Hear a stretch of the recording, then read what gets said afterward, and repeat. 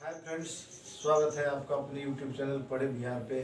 और आज मैं आप लोगों के लिए लेकर आया हूँ मैथ में संख्याएं, यानी कि यहाँ पे हम पूरा टोटल नंबर सिस्टम के बारे में पढ़ने वाले हैं।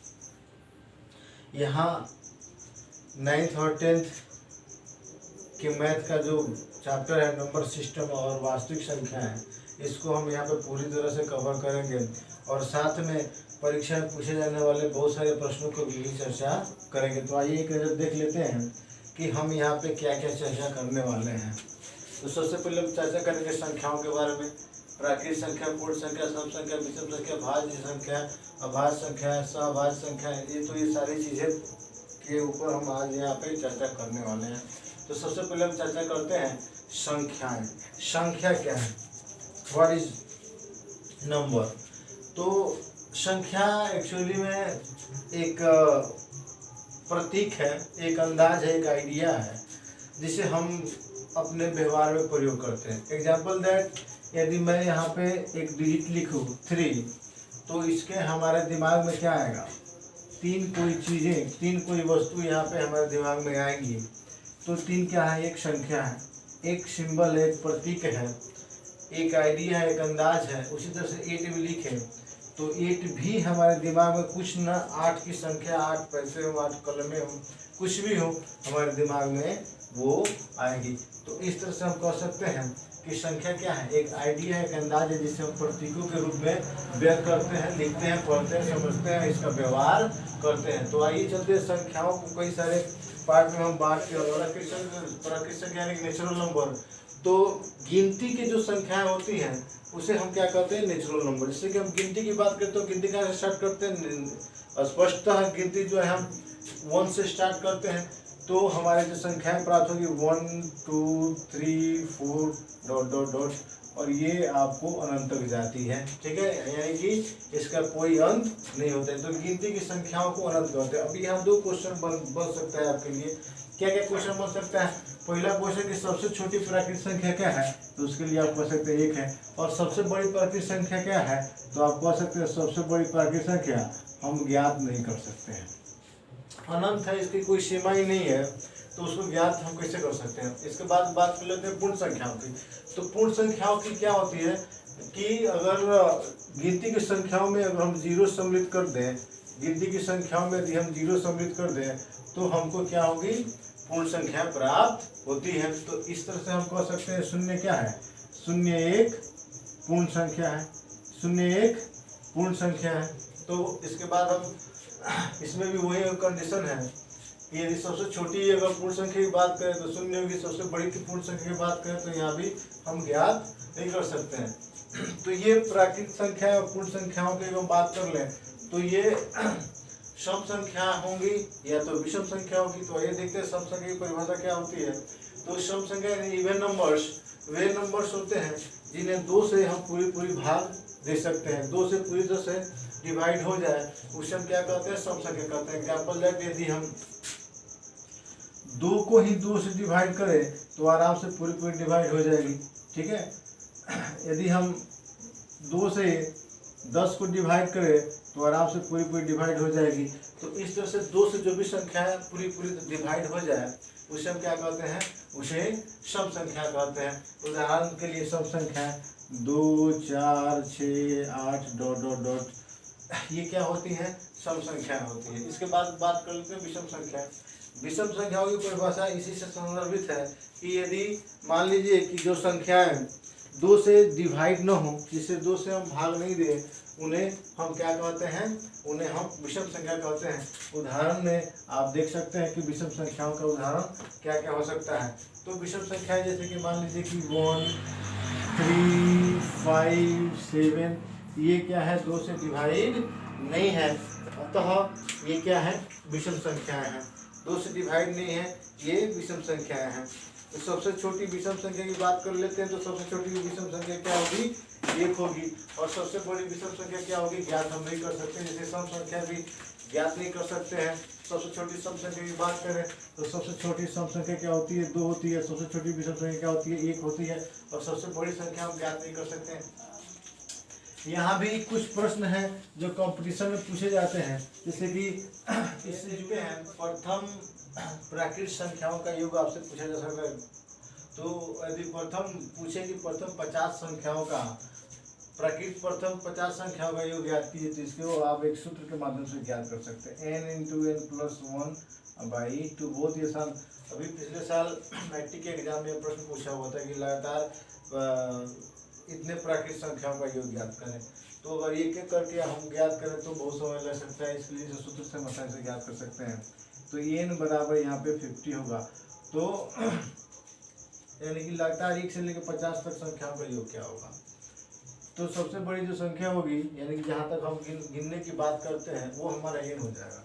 तो कंडीशन क्या है, n सूत्र क्या है, n यानी कि 50 और 50 + 1 और बटा क्या है 2, यानी कि 50 + 50 गुना 51 बटा 2, 2 से ये कट जाएगा 25 हो जाएगा, और 25 में 51 से हम यदि गुना करते हैं तो हमारे पास आता है 1275। तो ये आपका आंसर हो जाएगा।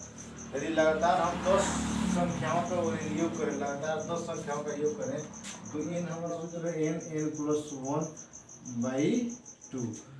अब इसको करेंगे तो होगा 10 + 1/2। इसको कीजिएगा 10 गुना 11/2, कट गया 5 से, तो 11 × 5 = 55। यानी कि हमारा सूत्र क्या है, परफेक्ट है। इसी प्रकार से यदि आप चाहें तो प्रथम सम संख्या, लगातार प्रथम सम संख्याओं का योग हम ज्ञात कर सकते हैं। इसके लिए सम संख्याओं का योग ज्ञात करने का जो सूत्र होता है, सम संख्याओं का योग ज्ञात करने का जो सूत्र होता है, वो होता है n × n+1 होता है। इसी प्रकार से विषम संख्याओं का योग अगर ज्ञात करना है तो हम सीधे क्या करते हैं, n² कर सकते हैं। तो इस तरह से आप विषम संख्याओं का, लगातार विषम संख्याओं का योग को ज्ञात कर सकते हैं। तो आइए नेक्स्ट देखते हैं। नेक्स्ट है आपका भाज्य, यौगिक या संयुक्त संख्या। यहाँ पे बहुत बच्चे जो है कंफ्यूज होते रहते हैं। जैसे कि पिछले साल टीईटी के एग्जाम में पूछ दिया था कि प्रथम संयुक्त संख्याओं का योग निकालिए, प्रथम 10 संयुक्त संख्याओं को लिखिए, या 5 ऐसे करके पूछ देता है कभी कभी। तो संयुक्त संख्या या यौगिक संख्याओं के बारे में हम लोग बहुत बच्चे या बहुत लोग कंफ्यूज रहते हैं। तो भाज्य संख्याओं को ही यौगिक संख्या या संयुक्त संख्या कहते हैं, अंग्रेजी में कंपोजिट नंबर्स कहते हैं। तो आइए देखते हैं कि भाज्य संख्या क्या है।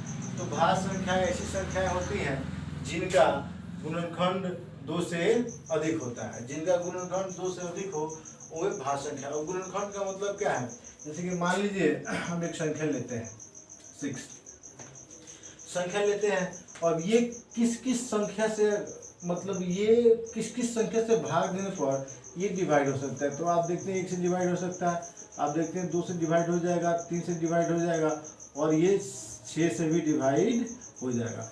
तो ये जो डिवाइड करने वाले जो पूरे नंबर्स हैं, जो पूरे डिजिट है डिवाइड करने वाले, ये कितनी संख्या है इनकी, 4 है।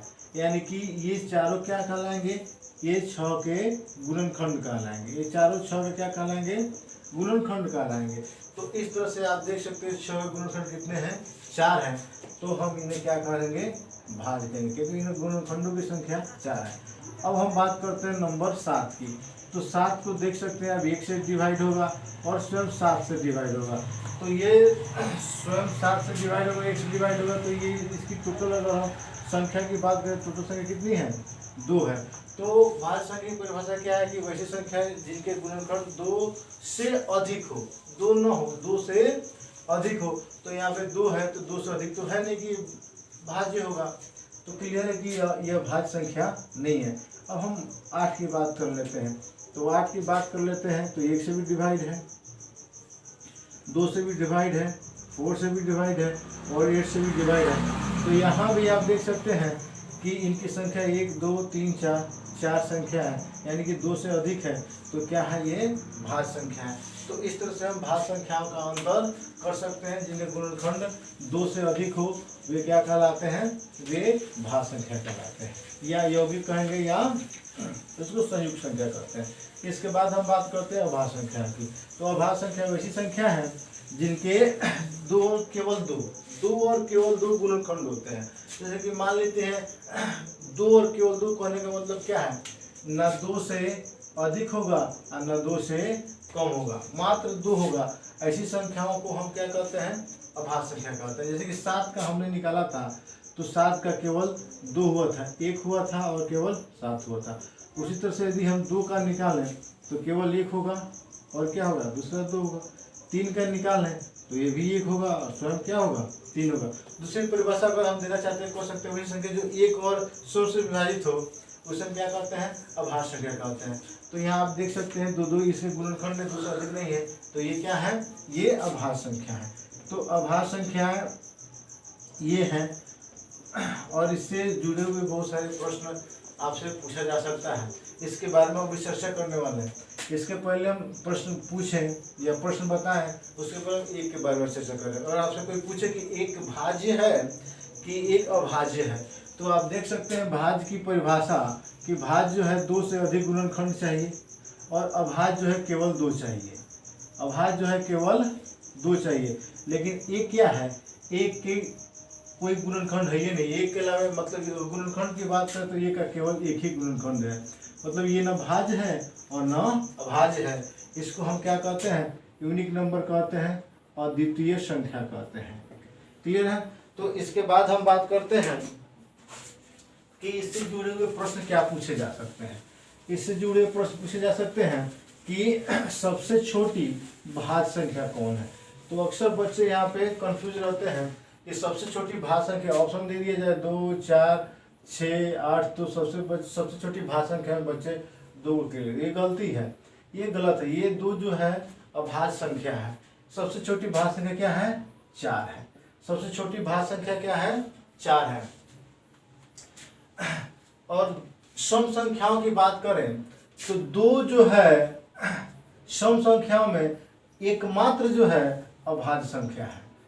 2 जो है सम संख्याओं में एकमात्र अभाज्य संख्या है। 2 के अलावा सभी सम संख्याएं भाज्य होती हैं। ठीक है। तो इस तरह से आप यहाँ से बहुत सारे प्रश्नों को देख सकते हैं, हल कर सकते हैं, जवाब निकाल सकते हैं यहाँ से। तो हम बात कर लिए अभी दो क्या कहेंगे, इसको हम सम अभाज्य संख्या 2 को कहते हैं। ठीक है।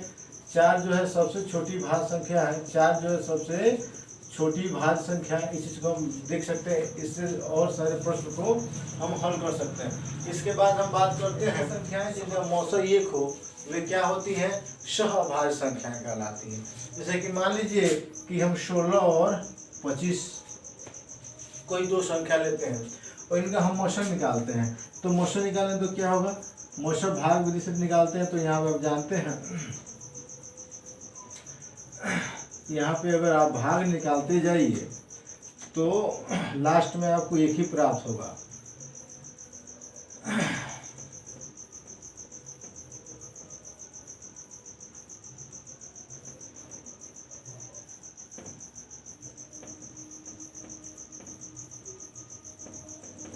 एक HCF इसका 1 हुआ। तो जिन संख्याओं का HCF यानी कि मौसम जो है महत्तम समापवर्तक जो 1 होता है वो वे क्या कहलाते हैं, सहअभाज्य संख्या कहलाते हैं। कोई भी 2 क्रमागत जो संख्याएं हैं, जैसे कि मान लीजिए क्रमागत 13, 14 हुआ, 2, 3 हुआ, ये सभी क्या कहलाते हैं, ये सभी सहअभाज्य संख्याएं कहलाती हैं। इनका मौसम क्या होता है, 1 होता है। ठीक है। इसके बाद हम बात करते हैं पूर्णांक संख्याओं की। तो पूर्णांक संख्याएं क्या होती हैं, पूर्णांक संख्याएं जो होती हैं, पूर्णांक संख्याओं की चर्चा करने से पहले थोड़ा सा बात करते हैं। प्राकृत संख्या जो होती है, प्राकृत संख्या होती है वो हमें धनात्मक संख्याएं प्राप्त होती हैं। यदि इसी धनात्मक संख्या को हम इसकी संख्या रेखा पर यदि हम व्यक्त करें तो 0 के दाहिने ओर हम धनात्मक संख्याओं को लिखते हैं, 0 के दाहिने ओर हम धनात्मक संख्याओं को लिखते हैं और 0 की बाएं हम ऋणात्मक संख्याओं को लिखते हैं। तो इस तरह से यदि हम बात करें तो ये धनात्मक और ऋणात्मक संख्याएं ही पूर्णांक कहलाती हैं। ये धनात्मक और ऋणात्मक संख्याएं क्या कहलाती हैं, पूर्णांक कहलाती हैं। ये धनात्मक और ऋणात्मक संख्याएं ही पूर्णांक कहलाती हैं। यानी कि पूर्णांक संख्याओं की परिभाषा यदि हम दें तो हम कह सकते हैं कि धनात्मक और ऋणात्मक संख्याओं के समूह को क्या कहते हैं, पूर्णांक कहते हैं। ठीक है, आराम आराम से ध्यान से देखिए, कोई ज़्यादा सीरियस होने की आवश्यकता नहीं है, क्योंकि सीरियस जो होते हैं वे अक्सर अस्पतालों में मिलते हैं। तो सीरियस मत होइए, आराम से पढ़िए, आनंदित होकर पढ़िए, कोई बड़ी बात नहीं है। कोई दिक्कत है तो कमेंट कीजिए, वीडियो अच्छी लगे तो लाइक कीजिए, शेयर कीजिए, सब्सक्राइब कीजिए, और जो प्रॉब्लम है उसे आप जो है मेरे सामने जो है कमेंट में लेकर आइए। आपको प्रत्येक वीडियो का कॉन्सेप्ट के साथ आपको मैथ हो, कोई भी सब्जेक्ट हो, आपको समझाया जाएगा। तो हम आगे पूर्णांक संख्या हमने बात कर ली, फिर हम बात करते हैं परिमेय संख्याएं की। ये समझिए कि 8 क्लास 7 क्लास से परिमेय संख्या शुरू होती है, बहुत इंपॉर्टेंट चीज़ है। परिमेय संख्या की परिभाषा क्या है, इसको हम थोड़ा सा बात करते हैं इस पर। तो परिमेय संख्या वैसी संख्या होती है जिन्हें हम P/Q के रूप में लिखते हैं, जिसे हम P/Q के रूप में व्यक्त कर सकते हैं, लिख सकते हैं। लेकिन शर्त क्या है कि P और Q, P तथा Q पूर्णांक होंगे। P तथा Q क्या होंगे, पूर्णांक होंगे, और Q जो होगा वो 0 के बराबर नहीं होगा। ये शर्त है परिमेय संख्याओं का। यदि जो भी संख्याएं इस शर्त को पूरा करती हैं वे परिमेय संख्याएं। एग्जाम्पल दैट अगर हम बात कर लेते हैं 5/2 की, तो ये P है और ये आपका Q है, ये परिमेय संख्या हुआ। ठीक है, और दोनों क्या है, पूर्णांक है। यदि हम बात करते हैं -5/3 की, तो अक्सर बच्चे जो है माइनस लगा देख कहते हैं ये परिमेय संख्या है कि नहीं है। बिल्कुल है, यहाँ पे P और Q पूर्णांक हो सकते हैं। अभी हमने पूर्णांक की परिभाषा देखी कि माइनस और प्लस यानी कि ऋणात्मक और धनात्मक संख्याएं जो होती हैं पूर्णांक कहलाती है, तो ये भी आपका परिमेय संख्या है। ठीक है, इसके अलावा अगर हम केवल 5 लिखें तो परिमेय संख्या है कि नहीं, बिल्कुल है। आप जानते हैं कोई भी संख्या अकेला नहीं होता है ना, इसके साथ कुछ कंडीशंस होते हैं, जैसे कि एक घात होता है, एक भाग के रूप में होता है, और यह प्लस चिन्ह लगा रहता है। ये किसी भी संख्या का सबसे अधिक मतलब ये आपको जानना चाहिए मैथमेटिक्स में।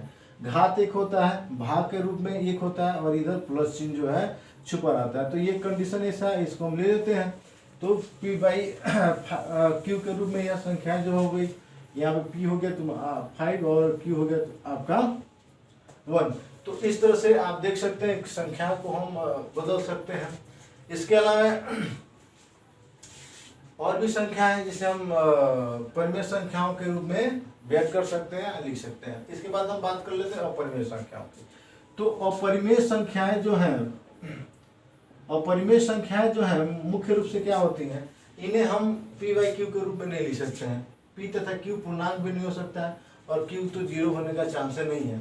यानी कि अपरिमेय संख्या को हम P/Q के रूप में नहीं लिख सकते। एग्जाम्पल दैट कि मान लीजिए कि हम √2 लिखें, यानी कि √2 एक अपरिमेय संख्या है। अब कौन कौन संख्याएं रूट में होंगी जो कि अपरिमेय संख्या होंगी, इसके लिए आपको थोड़ा सा एक चीज जानना होगा, वर्ग संख्या जानना होगा। ये वर्ग संख्या क्या है, तो वर्ग संख्या स्वयं से जो गुना करने के बाद जो संख्या प्राप्त होती है, मैंने एक ही अंक को 2 बार गुना करने के बाद जो संख्या होती है उसे हम क्या कहते हैं, वर्ग संख्या कहते हैं। एग्जाम्पल देखिए 1 × 1 आपको प्राप्त होगा 1, 2 × 2 आपको प्राप्त होगा 4, 3 × 3 आपको प्राप्त होगा 9, 4 × 4 आपको प्राप्त होगा 16। तो इसके बाद आपको 25 प्राप्त होगा, 36 होगा, 49 होगा, 64 होगा। तो 1 से 100 तक हम लिख रहे हैं। उसके बाद 81 होगा और 100 होगा। तो वर्ग संख्या की बात करें 1 से 100 तक, तो ये 1, 4, 9, 16, 25, 36, 49, 64, 81 और 100 ये वर्ग संख्या है। इसके अतिरिक्त जो भी संख्याएं हमको प्राप्त होती हैं, जैसे कि मान लीजिए 1 के बाद 2, 3, 5, 6, 7, 8, ये हमें वर्ग संख्या नहीं है। यदि ये संख्याएं यदि रूट में हो, करणी में हो, इसको रूट का चिन्ह या करणी का चिन्ह कहा जाता है, तो यदि ये संख्याएं इस चिन्ह में हो, इस चिन्ह में हो, जो वर्ग संख्या नहीं है, इस चिन्ह में हो, तो भी अपरिमेय संख्या कहलाती है। इसमें कोई भी संख्या आप ले सकते हैं, 2, 3, 5, 8, 11, ये सारे के सारे क्या होंगी, अपरिमेय संख्या होंगी। लेकिन कंडीशन इसमें से कोई अगर रूट में हो, इसमें से कोई अगर रूट में हो, जैसे कि मान लीजिए यदि हम रूट में 4 लिखते हैं, तो इसके बदले में हम जानते हैं 2 होता है, तो 2 क्या हो गया, परिमेय संख्या होती है। तो 10वीं क्लास में और 9th क्लास में भी इससे जुड़े हुए बहुत सारे प्रश्न पूछे जाते हैं। बच्चे यहाँ पे अक्सर जो है कंफ्यूजन उनका रहता है कि मान लीजिए कि अभी पिछले साल एग्जाम में पूछे हुए था कि ये बताइए कि ये परिमेय संख्या है कि अपरिमेय संख्या है। तो यदि देखने से तो रूट में देखने केवल हम करनी याद करते रूट में देखने से तो हमको यह स्पष्ट हो जाएगा कि ये भाई ये तो करनी में है तो अपरिमेय संख्या होगा, लेकिन नहीं। आप 5 का ये वर्ग संख्याएं हैं, ये दोनों 25 भी और 64 भी वर्ग संख्या है, तो ये क्या होगा, ये हो जाएगा 5 हो जाएगा और ये हो जाएगा 8।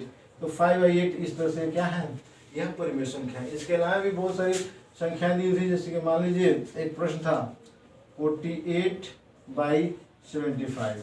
अब आपसे कुछ थोड़ा सा जानना चाहेंगे कि ये संख्याएं जो है अपरिमेय है कि परिमेय है। तो जब तक ऐसी संख्याओं को आप हल नहीं करेंगे तब तक निश्चित निष्कर्ष पर नहीं पहुंचेंगे कि परिमेय है कि अपरिमेय है। तो आइए करके देखते हैं। इसको हम ऐसे भी लिख सकते हैं 16 गुना 3 और 25 गुना 3, 3 से 3 कैंसिल हो जाएगा तो बचेगा 16/25। अब आप देख सकते हैं 16 और 25 वर्ग संख्या है, मतलब ये होगा 4, ये होगा 5। ये क्या हो गया, ये आपका परिमेय संख्या हो गया। तो इस तरह से संख्याओं की जब पहचान करनी होती है तो हम डायरेक्ट किसी एक निशान को देख करके, बहुत लोग तो पढ़ा ही देता है कि भाई करनी देख लेना, रूट का चिन्ह देख लेना, अपरिमेय बोल देना। ऐसा कदापि नहीं होता है।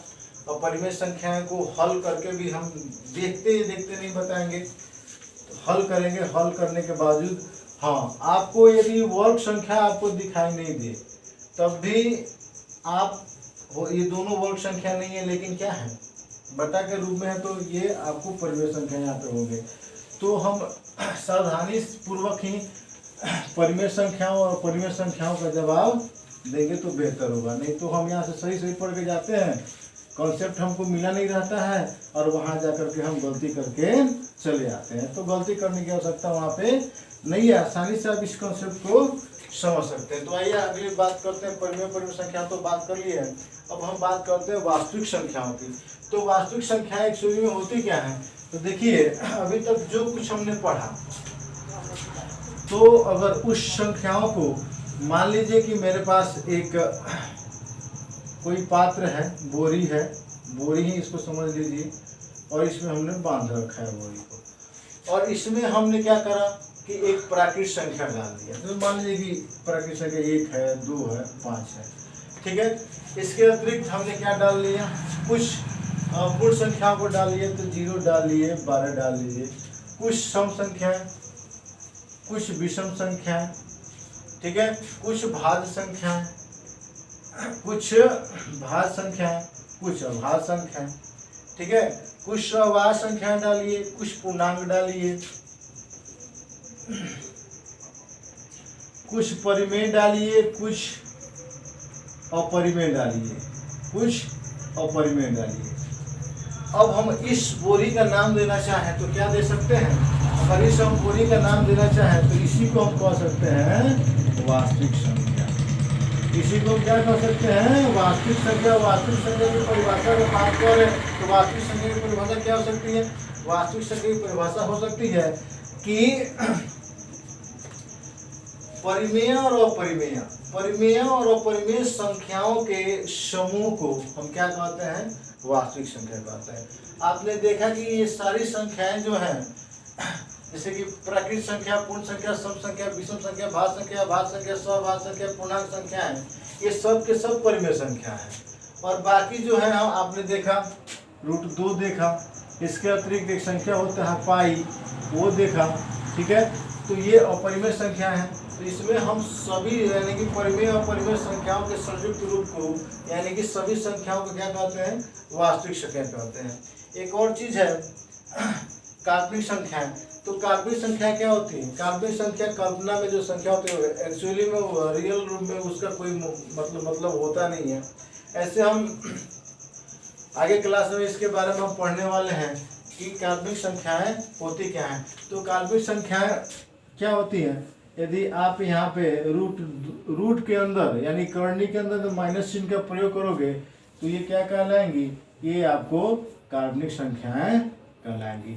है ना, इसका प्रयोग हम आयोटा के रूप में नेक्स्ट यानी कि अगले क्लास में हम इसकी चर्चा बृहद रूप से करने वाले हैं। तो आप ये पहचान के लिए हम थोड़ा सा काल्पनिक संख्याओं के बारे में बता दिए कि अगर रूट के अंदर यानी कि करनी के अंदर यदि माइनस चिन्ह में कोई संख्या हो तो आप उसे क्या काल्पनिक संख्या आसानी से उसे कह सकते हैं। तो इस तरह से अभी हम यहाँ पे वास्तविक संख्याएं सभी संख्याओं के बारे में बात कर लिया। तो थोड़ा सा और चीज एक दो प्रश्न और हम यहाँ पे आपको देने वाले हैं। जैसे कि मान लीजिए क्या √2 के अलावा और कुछ परिमेय संख्या हो सकती हैं और √2 के अलावा और अपरिमेय संख्या हो सकती है? तो बिल्कुल हो सकती है। √2 के अलावा पाई अपरिमेय संख्या है। यदि हम ऐसे लिखें तो यह भी क्या है, यह भी अपरिमेय संख्या है। ठीक है, यदि हम लिखें तो यह भी अपरिमेय संख्या है। एक बच्चे ने प्रश्न किया था सर पाई का मान जो होता है 22/7 होता है, तो क्या पाई अपरिमेय संख्या इसी के बराबर 22/7 है? तो वो परिमेय संख्या ये कैसे है? तो मैं आपकी जानकारी के लिए बता दूं कि पाई का मान 22/7 होता नहीं है, इसका सन्निकट मान है। एक्चुअली मान नहीं है, सन्निकट मान है, इसके करीब का मान है। तो भले पाई का मान आप 22/7 लिखते हो, लेकिन एक्चुअली में पाई का मान 22/7 होता नहीं है, सन्निकट मान है, इसके नजदीक का मान है। तो पाई जो है परिमेय संख्या है और 22/7 जो है परिमेय संख्या है। तो ये भी बातें जो है जहन में होनी चाहिए। तो इसके अलावा भी आप बहुत सारे प्रश्नों को यहाँ से हल कर सकते हैं यदि आपको सारी बातें समझ में आ रही है। यदि बातें समझ में नहीं आ रही है तो आप कमेंट करके अन्य प्रश्नों से जुड़े हुए चीज़ों को आप पूछ सकते हैं, समझ सकते हैं। कमेंट कीजिए, जो भी कॉन्सेप्ट में प्रॉब्लम होगा आपको दूर किया जाएगा। वीडियो अच्छी लगे तो लाइक कीजिए, शेयर कीजिए और सब्सक्राइब करना ना भूलिए।